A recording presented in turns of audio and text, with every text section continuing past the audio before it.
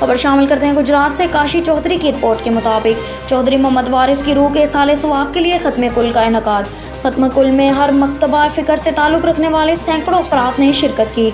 चौधरी खादिम Hussain wing, मरहूम के बेटे चौधरी शहबाज विंग, चौधरी यूनस विंग, चौधरी शफाक विंग के भाई चौधरी अब्दुल गफ्फार विंग, चौधरी अब्दुल जब्बार विंग, चौधरी शफान विंग के चचा जान और चौधरी हुसनैन विंग के वालिद मोहतरम चौधरी मोहम्मद वारिस कालरा खासा जो के गुज़श्ता रोज़ रज़ाए इलाही से वफ़ात पा गए थे। मरहूम की रूह के साले सवाब के लिए खत्म कुल की दुआया महफिल जामिया मस्जिद जन्नतुल फिरदौस कालरा खासा में इनेकाद पजीर हुई।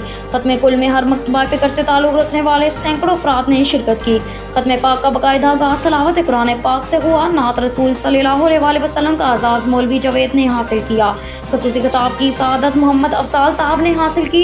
खत्म पाक कारी मोहम्मद फरहान ने पढ़ा और मरहूम की मग़फ़िरत और दर्जात की बुलंदी के लिए दुआ की गई।